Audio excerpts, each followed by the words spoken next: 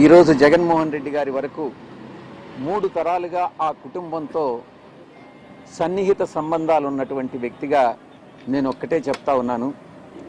ఈ జీవిత కాలంలో ఏ రోజు కూడా ఆ కుటుంబంతో విభేదాలు అన్నటువంటివి రావు, ఇంతవరకు లేవు, భవిష్యత్తులో కూడా వచ్చేటటువంటి అవకాశం లేదు. మీకంత సుదీర్ఘ అనుభవం ఉంది. కేసులో మీరు కూడా ఉన్నారు కేసులో. సో ఈ కేసులకు సంబంధించినటువంటి వ్యవహారంలో బీజేపీ కానీ ఇతర పార్టీల నుంచి వస్తున్నటువంటి ఒత్తిడి వల్ల ఇటువంటి నిర్ణయం తీసుకున్నారనేటువంటి చర్చ కూడా జరుగుతుంది. ఏ అక్రమ ఆస్తుల కేసు? జగన్కి సంబంధించి ఎప్పటి కేసులు? పాత కేసుల? పాత కేసులు అన్నటువంటివి గతంలోకి కానీ వెళ్తే 2011వ సంవత్సరం ఆగస్టు 10వ తారీఖున ఎఫ్ఐఆర్స్ ఫైల్ చేయడం జరిగింది. 2011 అప్పట్లో ఎన్నో ఆశలు పెట్టినా చూపించినా కూడా, నన్ను అప్రూవర్గా మారమని ఎంత బలవంత పెట్టినా కూడా,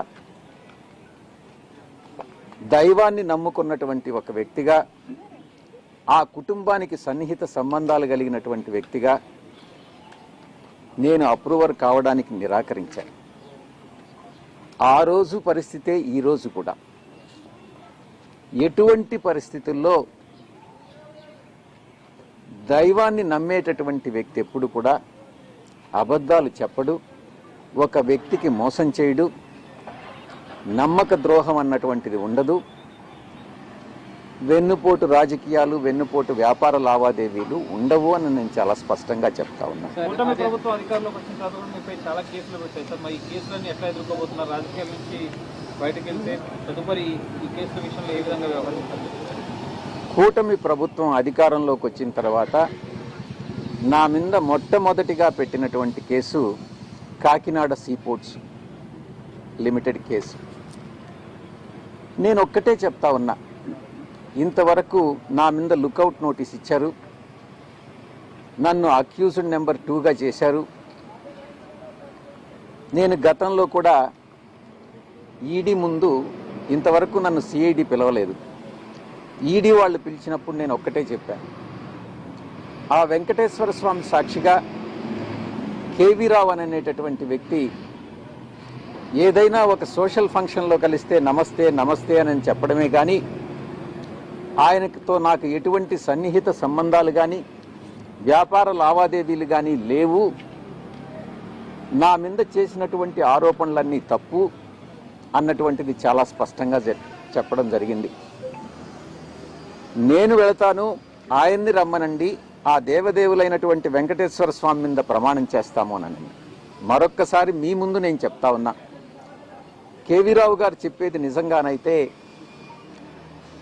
ఆయన పిల్లల మీద ప్రమాణం చేసి చెప్పమని చెప్పండి, నేను చెప్పేది నేను నిజంగా విక్రాంత్ రెడ్డిని ఆయన దగ్గరికి పంపించాను అని అన్నటువంటి విషయం నేను నా పిల్లల మీద ప్రమాణం చేసి నేను చెప్తా. నాకు కాకినాడ సీపోర్ట్ విషయంగా ఆ ట్రాన్సాక్షన్ గురించి ఏ రోజు నాకు ఎవ్వరూ చెప్పలేదు, నాకు తెలియదు. కేసు పెట్టిన తర్వాత పూర్తిగా వివరాలన్నీ సేకరించిన తర్వాత అప్పుడే నాకు కాకినాడ సీపోర్ట్ అరబిందో వాళ్ళు అక్వైర్ చేశారు, 42% ఏదో అక్వైర్ చేశారు అన్నటువంటి విషయం తెలిసింది. చెప్పేది పూర్తిగా వినండి. విక్రాంత్ రెడ్డి అనే అతను నాకున్న పరిచయం చాలా కొద్ది. పిల్లవాడు, ఎక్కడైనా కనపడితే ఎలా ఉన్నావు విక్రాంత్ అంటే ఎలా ఉన్నావు అన్నటువంటిదే కానీ, విక్రాంత్ రెడ్డికి నాకన్నా ఎక్కువ పరిచయాలు ఉండేటటువంటి వ్యక్తి. నేను అతన్ని కేవీ రావుకి ఇంట్రడ్యూస్ చేయాల్సినటువంటి అవసరం లేదు. మొట్టమొదటిగా ఎవరైనా ఏదైనా ఉద్యోగం కోసమో ఎవరైనా వస్తే ఏదైనా ఇండస్ట్రియలిస్ట్కి ఫోన్ చేసి చెప్పమంటే చెప్తానే కానీ, నాకు ఏ వ్యాపారాలు లేవు. నేను పూర్తిగా 24 గంటలు 365 రోజులు పార్టీ కోసంగా నేను పనిచేసే కానీ, రాజకీయాల్లో ఉన్నానే కానీ నాకు ఎటువంటి వ్యాపారం లేదు, నేను దేంట్లోనూ భాగస్వామిని కాదు. మరొక ముఖ్యమైనటువంటి విషయం, కొన్ని పత్రికలు కానీ కొన్ని ఛానల్స్ కానీ నేను చూస్తూ ఉన్నాను నిన్నటి నుంచి, ఈ కాకినాడ సీపోర్టు విషయంగా ఈ యొక్క రాజీనామాకు లింక్ చేసి ఎక్కడో అది జగన్ గారికి తగిలింది కాబట్టి విజయసాయిరెడ్డి రాజీనామా చేస్తున్నాడు అన్నటువంటి విషయాన్ని కొన్ని ఛానల్స్ చెప్తా వస్తూ ఉన్నాయి. నేను ఒక్కటే చెప్తా ఉన్నా, మా వియంకుడు నా క్లాస్మేట్ బీకాంలో.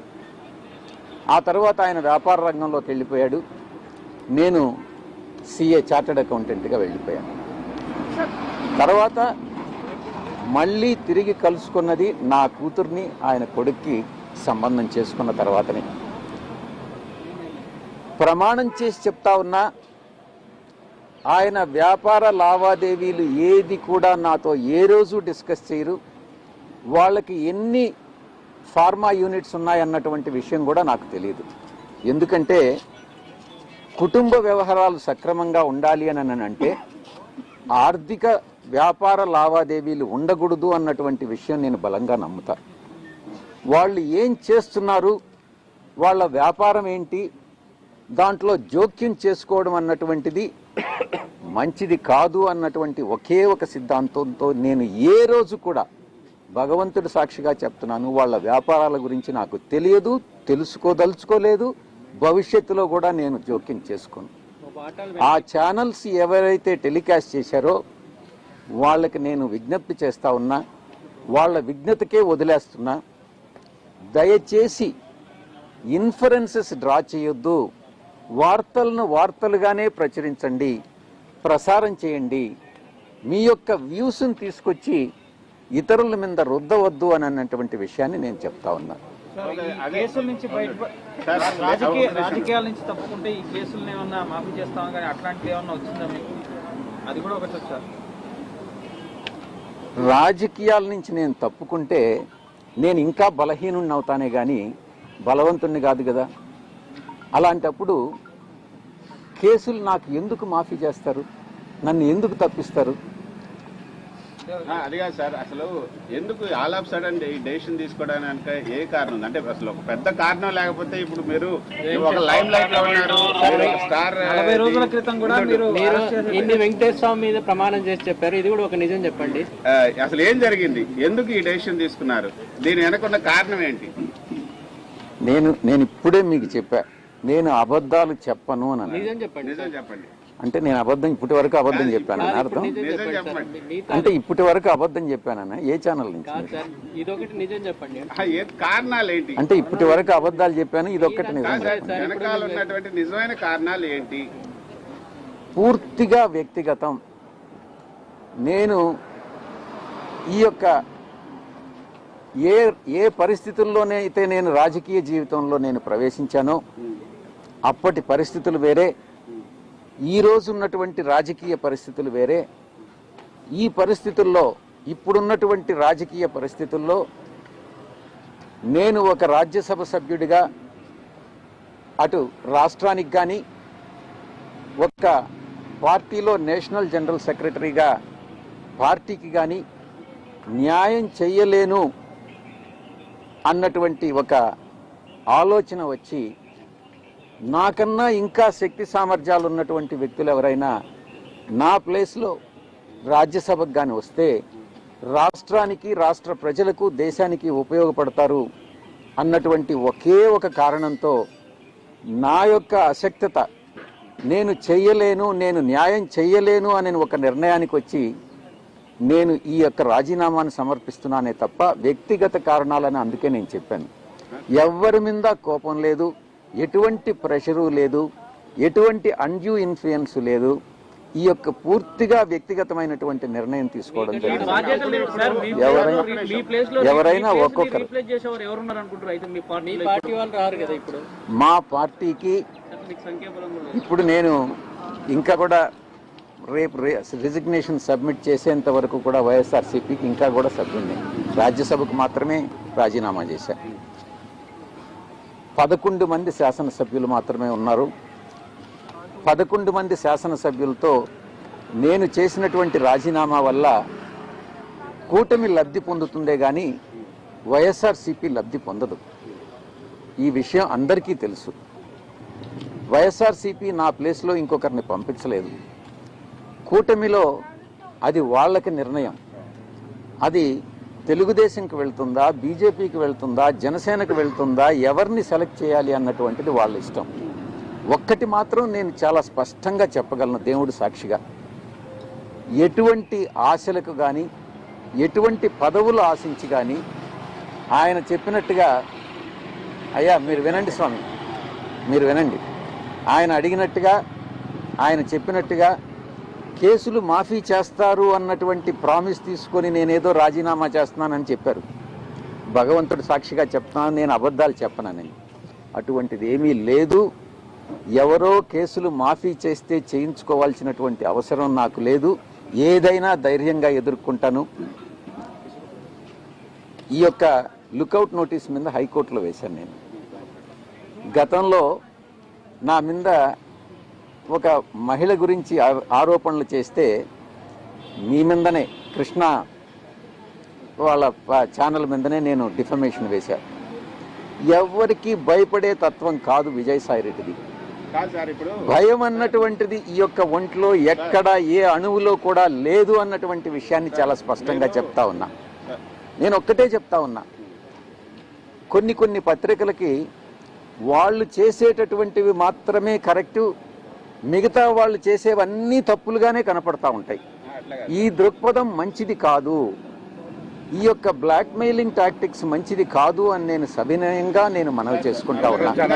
అప్పుడు పరిస్థితులు వేరుగా ఉన్నాయి, ఇప్పుడు పరిస్థితులు వేరుగా ఉన్నాయి. మీరు రాజకీయాల్లోకి వచ్చినప్పుడు పరిస్థితులు వేరుగా ఉన్నాయి, ఇప్పుడు వేరుగా ఉన్నాయి అన్నారు కదా. కానీ అప్పుడు కూడా ఇదే విధంగా ఉంటుంది. మీరు ప్రతిపక్షంలో ఉన్నారు, అప్పుడు మొదటి రాజ్యసభ సభ్యులు మీరు మీ పార్టీ నుంచి. అప్పుడు పరిస్థితులు ఏమి వ్యతిరేకం, అప్పుడు ప్రతిపక్ష పార్టీగానే ఉండింది, ఇప్పుడు ప్రతిపక్ష పార్టీగానే ఉండింది. కానీ ఎందుకు మీ ప్రశ్న ఏందో చెప్పండి. ఇప్పుడు రాజీనామా చేయడానికి కారణాలు ఏంటి అంటే అంటే నేను చెప్పిన దానికన్నా ఇంకా వేరే కారణాలు ఉన్నాయని నువ్వు నమ్ముతున్నావేమో కానీ నేనైతే నమ్మట్లేదు. కాదు, అంటే జగన్మోహన్ రెడ్డి మీకు పదవి ఇస్తారు, అడగండి, మీరు ఏదైనా ఫ్రీగా అడగచ్చు. కాదు, నేను ఇంతకు ముందే చెప్పాను మిమ్మల్ని కాదని. ఒక్క నిమిషం, మీరు అడిగిన తర్వాత నేను జవాబు చెప్పాలా, తర్వాత మీరు ప్రశ్న అడగాల. గవర్నర్ పదవి కానీ, తిరిగి నేను మళ్ళీ బీజేపీలో ఎంపీ కావడం కానీ, లేకుంటే వేరే ఇంకేదైనా పదవులు ఆశించి కానీ, మీ మైండ్లో ఏముందో నాకు తెలియదు. మనసులో ఏ పదవులకు కానీ ఒక్కరి దగ్గర ఒక్క పైసా డబ్బులు తీసుకొని నేను రాజీనామా సమర్పించడం కానీ, భగవంతుడు సాక్షిగా చెప్తున్నాను, అటువంటి హామీలేమీ లేవు. అటువంటి హామీలు తీసుకునేటటువంటి వ్యక్తి విజయసాయిరెడ్డి కాదు అన్నటువంటి విషయాన్ని మరొకసారి చెప్తా ఉన్నాను. మీరు నమ్మకుండా ఉంటే అది మీ ఇష్టం. భవిష్యత్తులో అలాంటి అవకాశం వస్తే తీసుకుంటారా? గవర్నర్ కానీ ఎలాంటి అయినా మీ ఉన్నటువంటి రాజకీయ నేపథ్య అనుభవ రీత్యా మీకు ఒకవేళ గవర్నర్ ఇదే ఇవ్వాలని అనుకోండి, ఈరోజు నా యొక్క ఆలోచన అంతా కూడా, నాకు హార్టికల్చర్ అంటే చాలా ఇష్టం. దాని మీద చాలా రీసెర్చ్ గతంలో కూడా చేశాను, విదేశాల్లో కూడా పర్యటించిన. నాకున్న అనుభవంతో గెస్ట్ లెక్చర్స్ ఇవ్వడం అన్నటువంటిది చాలా ఇష్టమైనటువంటిది. నాకున్నటువంటి కొద్దిపాటి పరిజ్ఞానం ఏదైతే ఉందో దాంతో ఈరోజు చాలామంది చాలా ఆరోపణలు చేస్తూ వచ్చారు. ప్రతిపక్షంలో ఉన్నటువంటి వాళ్ళు కానీ, అధికార పక్షంలో ఉన్నటువంటి వాళ్ళు కానీ, విజయసాయిరెడ్డి విశాఖపట్నాన్ని దోచేశాడు అన్నటువంటిది. రిధం కూడా చాలా బాగుంది. కొన్ని పత్రికలు చెప్తా ఉన్నాయి. ఆ దేవుడి సాక్షిగా చెప్తా ఉన్నా, ఎక్కడా ఏ డీల్స్లో విజయసాయిరెడ్డి అవినీతిపరుడు కాదు.